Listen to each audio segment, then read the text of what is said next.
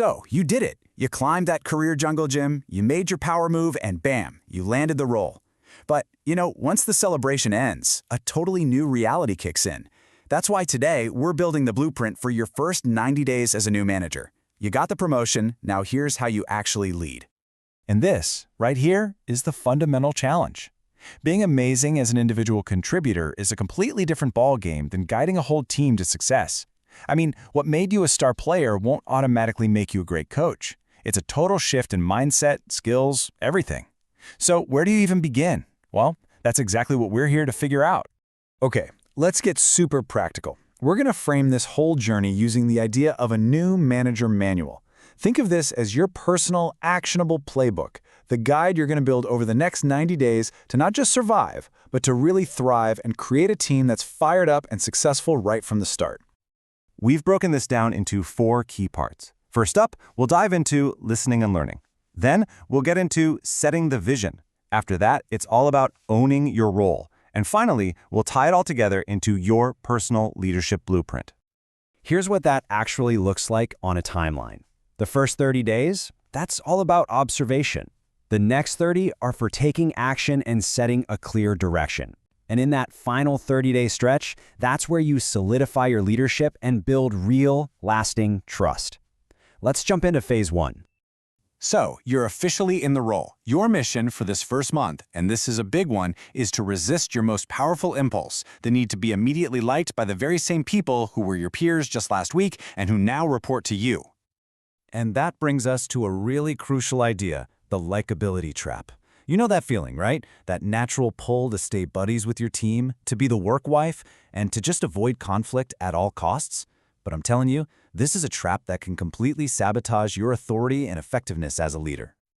This really puts a spotlight on a critical choice you have to make. When you focus on being liked, it's all about you. It's about popularity. But when you focus on being effective, the spotlight shifts to the team, their success, their clarity, and ultimately, their respect for you.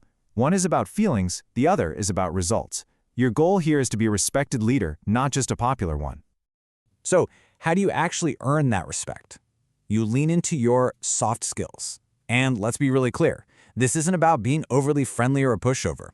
It's about becoming an exceptional communicator, a world-class listener, and showing real empathy. These are the superpowers you'll use to navigate this tricky first month. So, to make it crystal clear, your mission for these first 30 days is simple. Listen way more than you speak. Your goal is to become an expert on how things really work, the hidden challenges, and what each person on your team truly needs to be at their best. And, just as important, set some internal goals for yourself to stay centered during this huge life change.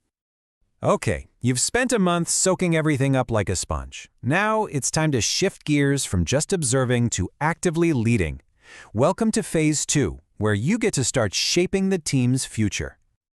Look, a huge part of providing direction is setting clear, achievable goals. Your team is craving clarity. Using a structured approach gets rid of all the guesswork and helps everyone know exactly what success looks like. You start with goals that give the team clarity and get rid of ambiguity. Then you move to goals that define success and help the team click. And finally, you set goals that build real momentum and even help your team members get closer to their own lifelong goals. This is how you build a team that's truly going somewhere.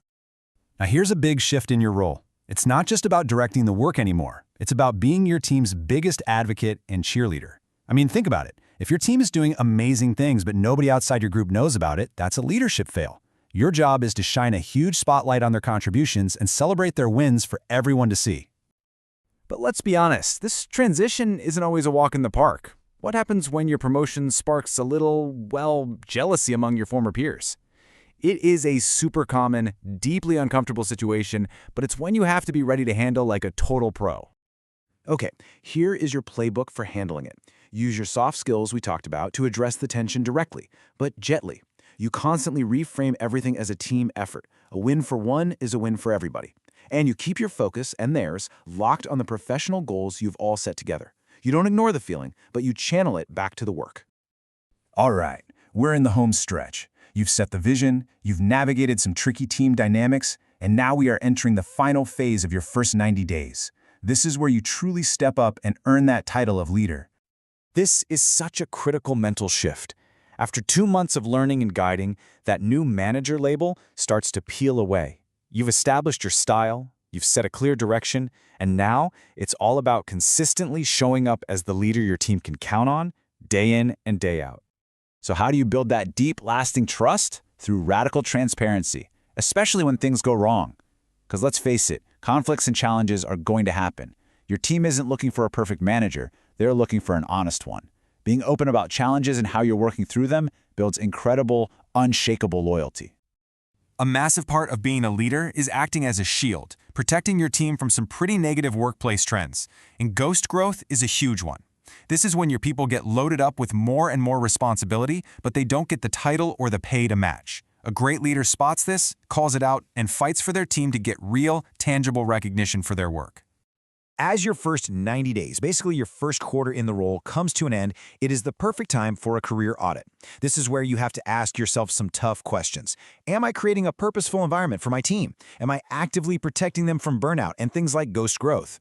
This kind of self-reflection isn't a one-time thing. It's the absolute key to your long-term success as a leader. So after 90 days of intense learning, growth, and probably a few headaches, what does your finished blueprint for leadership actually look like? Let's recap the essential takeaways from this whole journey. When you really boil it all down, the blueprint is simple but so powerful. In your first month, you prioritize respect over likability. In your second month, you provide clear direction and become your team's biggest champion. And in your third month, you lead with transparency and protect your people. That right there, that is the unshakable foundation of effective leadership. This journey from peer to leader is a huge, universal challenge that millions of ambitious people face every single year. You are absolutely not alone in this. You're part of a global community of over 2 million people who are navigating these exact same career power moves, just figuring it out one day at a time. So now I really want to hear from you. For all the seasoned leaders watching, what is the one piece of advice you wish someone had given you in your first 90 days?